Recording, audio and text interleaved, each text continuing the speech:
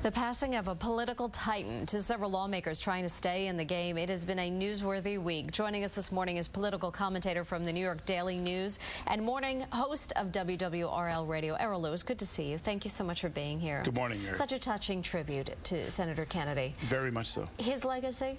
What?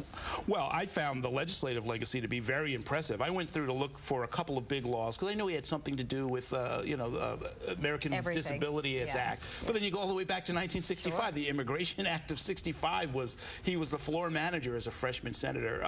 COBRA, the fact that you could keep your benefits if you leave a job for a certain amount of time, that was him. The Comprehensive Crime Control Act of 1984. I mean, on and on and on and on.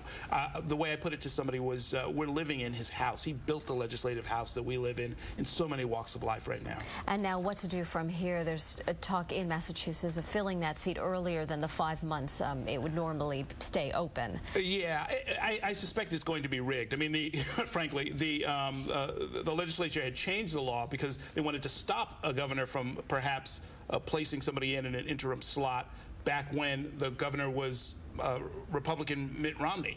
Now they want to sort of go the other way. And Kennedy was at the head of it, and I suppose as a tribute to him, they'll probably go ahead and do that. And it's really strictly just to keep 60 votes as the filibuster-proof majority that the Democrats want in Washington. And the Democrats need, especially when it comes to health care reform. That's right. You know, it's going to look unseemly. I don't think it's going to look great at all, but I suspect that that's what they're going to try and do. We're going to go back 2 weeks ago on your radio show. Governor Paterson inferred that race is playing a role in the struggles he's having in the poll numbers. Last week, he did try to explain his comments, so we're going to just take a listen to that, and then we'll talk about it. I'd like to get your insight. We all have a point that our buttons can be pushed. My remarks never say that there was a race element at all. What I did talk about was some negative racial stereotyping. What did he say, and can he get past this? Well, he did. He later came on the show again and just made a full apology to everyone, including a particular broadcaster, Dominic Carter, who he had singled out as having really been unfair to him. So he's trying to sort of put this behind him, which is what he probably should have done on day one. The governor feels very much put upon. I think he has not gotten credit for a lot of the different good things that he's done. I mean, he really helped break the Senate deadlock up in Albany.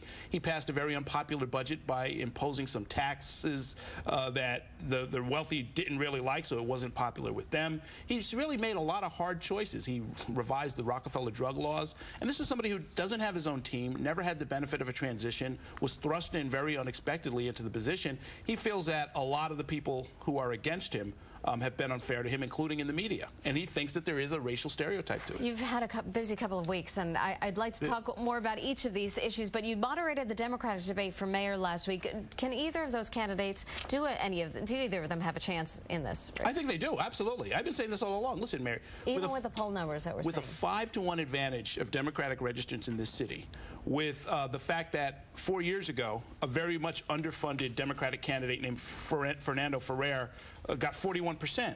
It means that, you know, this is a 5 or 6 point race on election day, no matter what you do. The mayor has spent tens of millions of dollars. His poll numbers have not moved as much as you would think after spending $36 million. So I think it's going to be a competitive race, absolutely. Errol, thanks so much for joining us. Good to see you as always. For more information on all of these topics, you can head over to our website, WCBSTV.com, and click on the politics page.